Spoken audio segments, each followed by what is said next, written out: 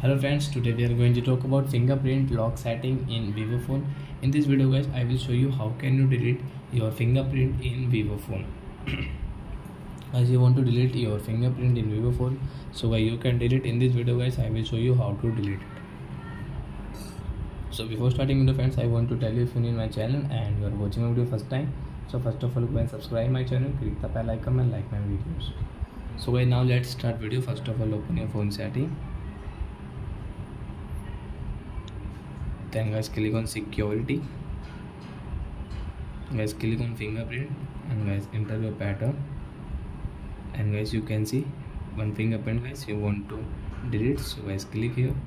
Guys you want to remove your finger, yes we want to remove our fingerprint, so it will delete fingerprint in our Vivo phone. So I think friends we have understood how to delete fingerprint lock setting in Vivo phone. So that's it guys, thanks for watching my video.